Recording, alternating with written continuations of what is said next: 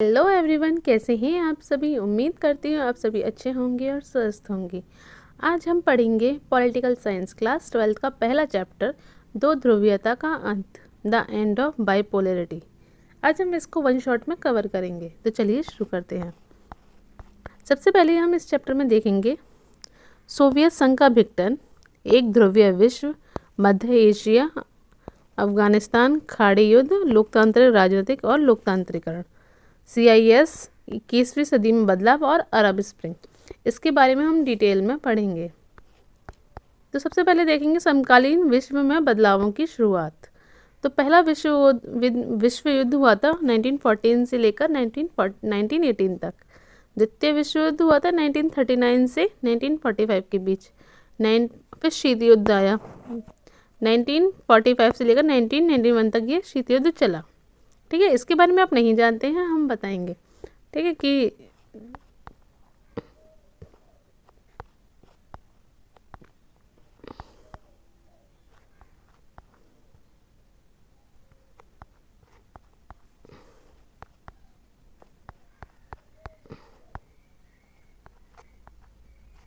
देखिए, जो प्रथम विश्व युद्ध हुआ था 1914 से लेकर 1918 तक, इस बीच क्या हुआ था? इस बीच हुआ था वॉल्शेविक क्रांति हुई थी। 1917 में वॉल्शेविक क्रांति हुई थी, जिसे अक्टूबर क्रांति भी कहते हैं। रूस में 1917 में हुई थी। ये कहाँ हुई थी? रशिया में हुई थी, रूस। इसमें व्लादिमीर लेनिन और उनकी वॉल्शेविक पार्टी ने रूस की सरकार को उखाड़कर फेंक दिया था। समझ में आया? मतलब कि 1917 में एक वॉल्शेविक क्रांति हुई थी, जिसमें व्लादिमीर लेनिन ने रूस की जो पुरानी सरकार थी उसको उखाड़कर फेंक दिया था। ठीक है, और नई समाजवादी राज्य की स्थापना की थी। इसलिए यह क्रांति महत्वपूर्ण है, क्योंकि इससे रूस में जार राजा का शासन खत्म हो गया था। मतलब इस पे जो पहले शासन था वो जार राजा का था, और उसको ख़त्म कर दिया था, और साम्यवादी की शुरुआत हुई थी। और इसके बाद रूस सोवियत संघ बन गया। जैसे कि हमने देखा था कि जो प्रथम विश्व युद्ध में जो लड़ेंगे, सोवियत संघ लड़ेगा। हमने दिखाया था सोवियत संघ का विघटन। सोवियत संघ का बना कैसे? पहले तो बनेगा ना, तो सोवियत संघ का संघ बन गया था। ठीक है, साम्यवादी समाजवादी राज्य की स्थापना की। ठीक है, और साम्यवादी की शुरुआत हुई। अब देखिए, ये क्रांति हुई क्यों थी, जिसे वॉल्शेविक क्रांति को अक्टूबर क्रांति भी कहते हैं। इसमें व्लादिमीर लेनिन ने इस सरकार को उखाड़कर फेंक दिया था। इसमें एक जार राजा था जिसके शासन को खत्म किया गया था। ये इसकी इम्पोर्टेंट पॉइंट है। पर ये क्रांति हुई क्यों थी? ये क्रांति हुई थी जारशाही शासन की अक्षमता के कारण।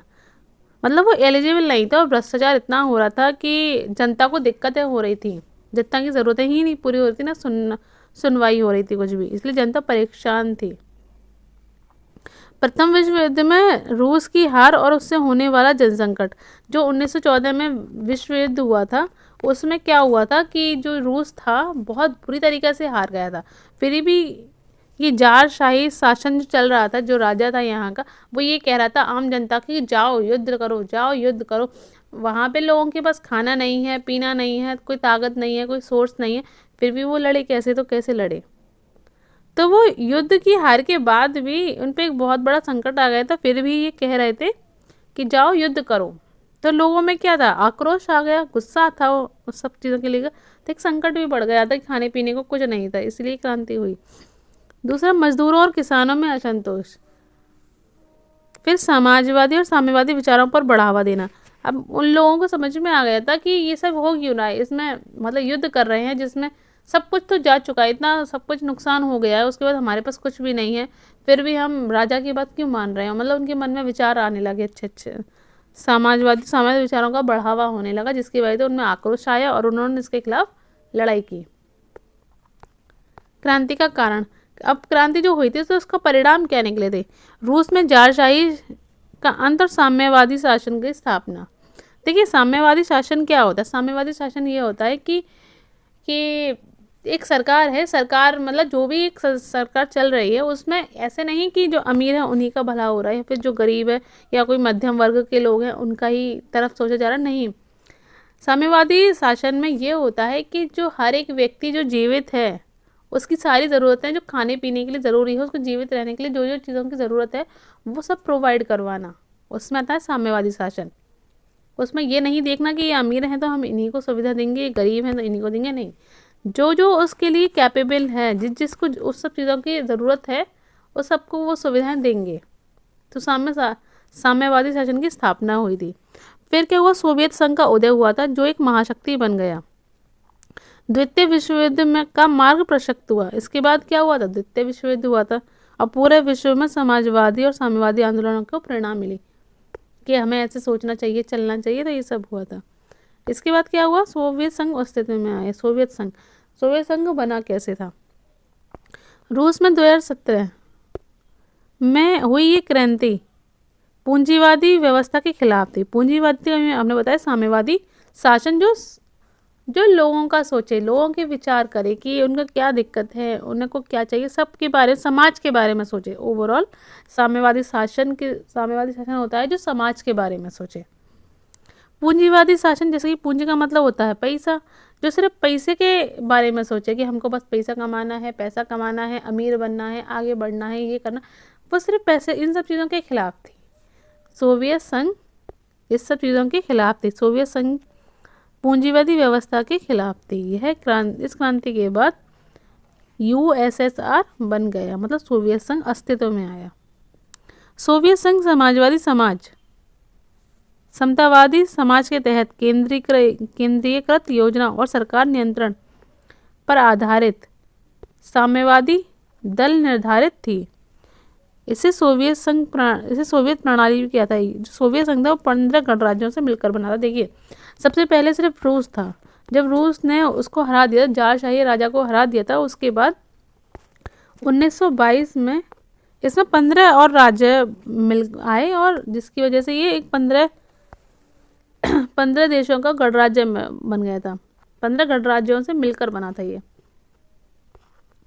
ठीक है, जिसमें सबसे पहले रूस, Ukraine, Georgia, Belarus, Uzbekistan, Armenia, Azerbaijan, Kazakhstan, Kyrgyzstan, Moldova, Turkmenistan, Tajikistan, Latvia, Lithuania और एस्तोनिया। ठीक है, ये 15 गणराज्य से मिलकर बनाए, इन सब से मिलकर बना था यूएसएसआर मतलब सोवियत संघ।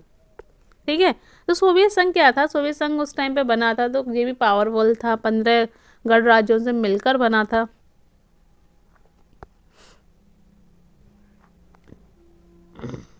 अब देखिए हम इसके बारे में पढ़ेंगे, सोवियत संघ जो बना तो क्या रहा।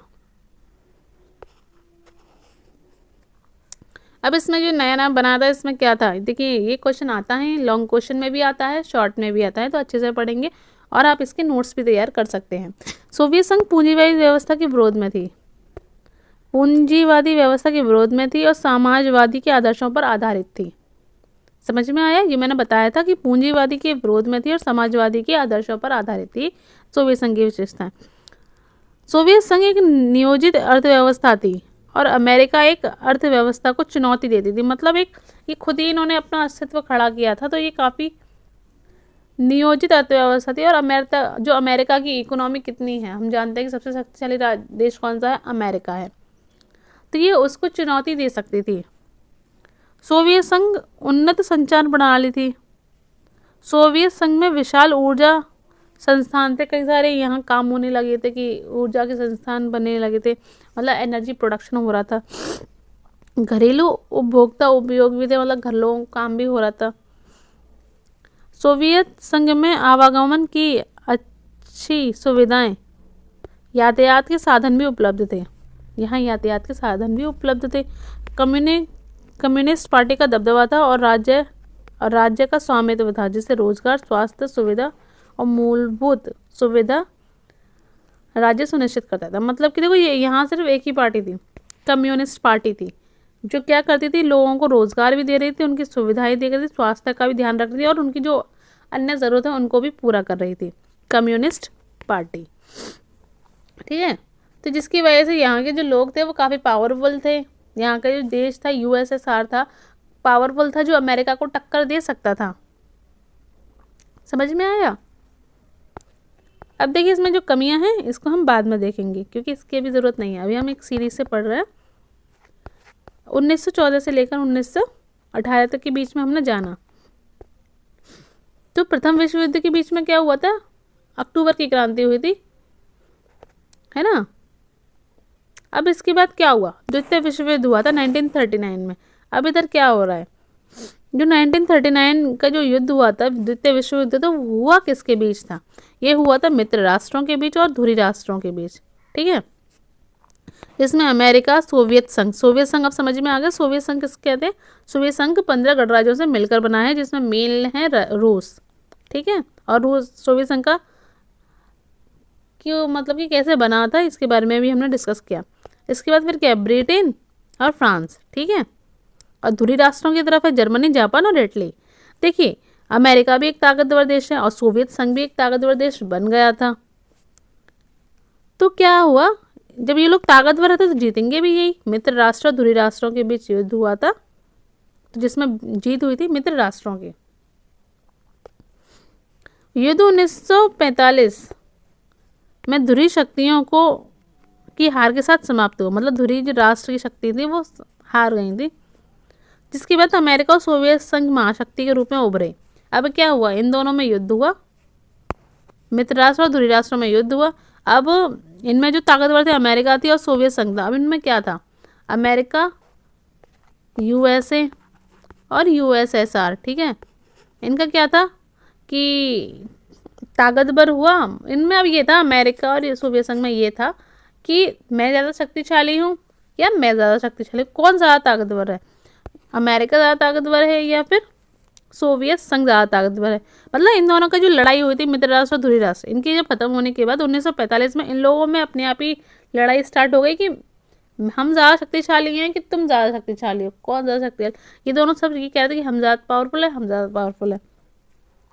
तो इस बीच इन दोनों में क्या हुआ? लड़ाई लड़ने स्टार्ट हो गई, मतलब इन दोनों में विद्रोह स्टार्ट हो गया, महाशक्तियों के रूप में उभरे।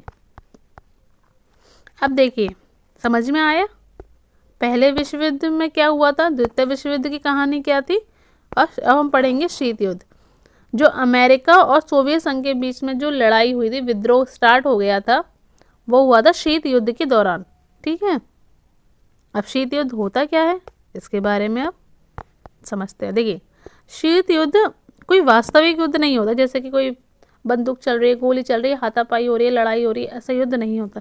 ये केवल सिर्फ युद्ध की संभावनाएं बनी रहती है। मतलब अमेरिका की तरफ भी इतना गुस्सा है कि वो कभी भी लड़ सकता है, और सोवियत संघ को भी इतना गुस्सा है कि वो कभी भी लड़ सकता है, यूएसएसआर। तो यहाँ सिर्फ वास्तविक युद्ध नहीं होता, यहाँ सिर्फ युद्ध की संभावनाएं ही होती है कि कभी भी लड़ाई हो सकती है, कभी भी लड़ाई हो सकती है। इसमें संघर्ष एवं तनाव की स्थिति रहती है। ऑलवेज ये रहता है कि जाने कब लड़ाई हो जाएगी, कब लड़ाई हो जाएगी, कब लड़ाई हो जाएगी, न चैन से सो पाओ न खा पाओ, जाने कब लड़ाई हो जाएगी। इसमें युद्ध का भय रहता है, हमले की आशंका रहती है, परंतु वास्तव में कोई रक्त रंजित युद्ध नहीं होता। मतलब कि सिर्फ संभावना ही रहती है पर खून खराबा नहीं होता।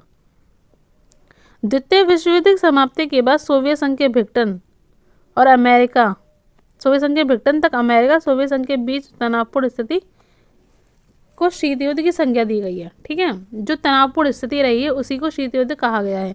तो देखिए सोवियत संघ का विघटन हो जाता है। अब देखिए जो अमेरिका था और यूएसएसआर था, हमने इस चैप्टर का नाम है दो ध्रुवीय का विघटन, क्या नाम है? दो ध्रुवीयता का अंत। ये है दो ध्रुवीयता का अंत का क्या मतलब है? तो देखो दो ध्रुव, एक अमेरिका है और एक यूएसएसआर है, इनके अंदर लड़ाई, इसके बीच लड़ाई हो रही है। तो एक ध्रुव ये हो गया और एक ध्रुव ये हो गया, तो इन दो ध्रुवों की लड़ाई का अंत हुआ था, समाप्ति हुई थी, तो इसी को बोला दो ध्रुवीयता का अंत। ठीक है, शीत युद्ध समझ में आ गया किसको कहते हैं। अब देखेंगे दो विश्व युद्ध, अब आगे पढ़ेंगे दो ध्रुवीय विश्व युद्ध के बारे में, ठीक है।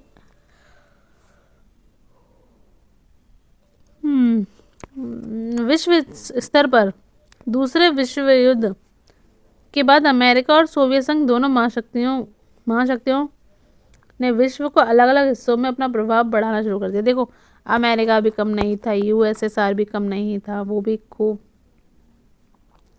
लड़ाई लड़ने में तेज थे, मतलब दोनों ही आपस में बहुत शक्तिशाली थे। तो इन्होंने क्या किया, बांट लिया, बेचारे देश को ही बांट लिया अपने अपनी लड़ाई में। यहीं से दो ध्रुवीयता की शुरुआत हुई और दुनिया को दो गुटों में बांटी जाए, तो दुनिया आधी आधी बट गई। यूरोप महाद्वीप से शुरू हुआ बर्लिन की दीवार। अब देखो, लड़ाई का स्थल क्या रहा, ये तो अमेरिका हो गई, ये यूएसएसआर हो गया। तो लड़ाई हुई कहाँ पे थी, लड़ाई तो खैर कहीं हुई ही नहीं थी, पर इन्होंने बांट लिया था। तो बटा कहाँ था, जर्मनी।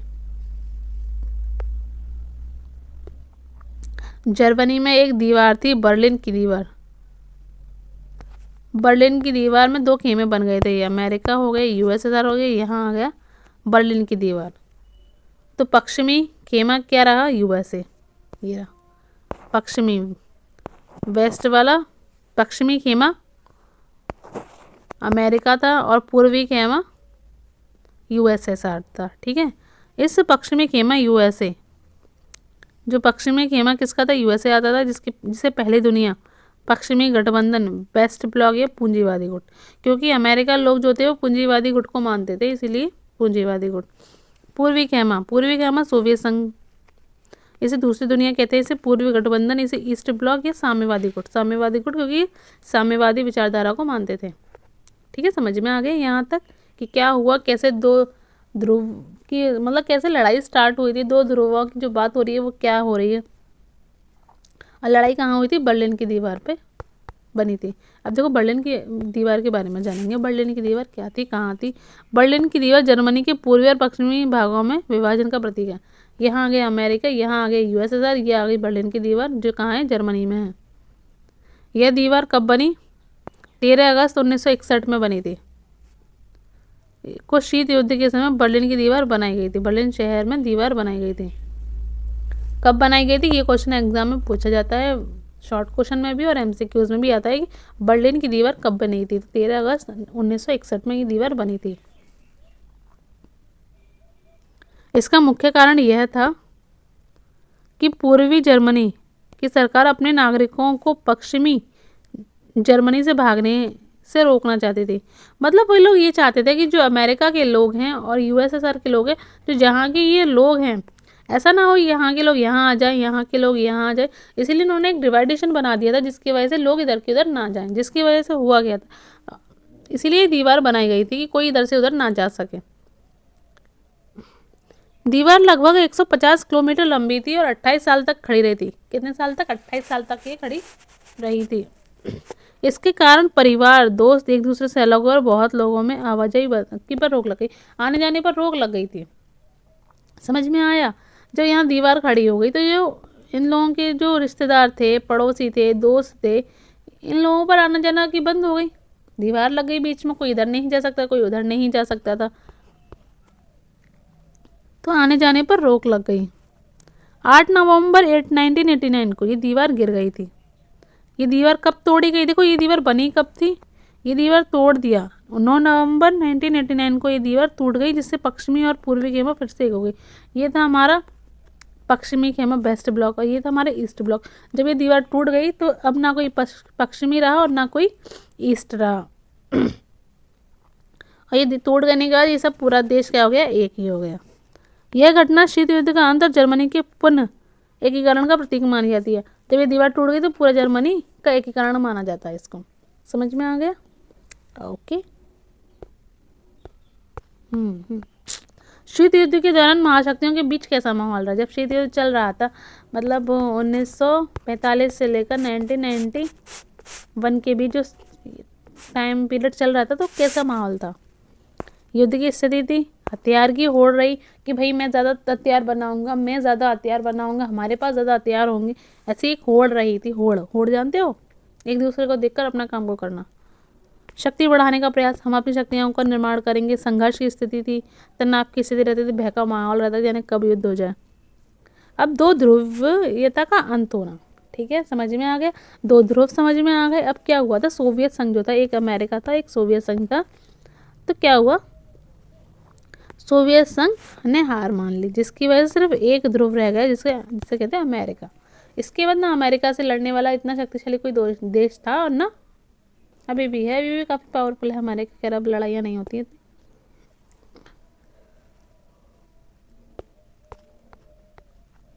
इसके बारे में हम पढ़ चुके हैं, सोवियत संघ कैसे बना, दो ध्रुव से एक ध्रुव अब कैसे बनेगा। देखिए अब कुछ ना कुछ तो कमी करी होंगी ना सोवियत संघ ने, तभी तो ये युद्ध, तभी तो ये सोवियत संघ हार गया था।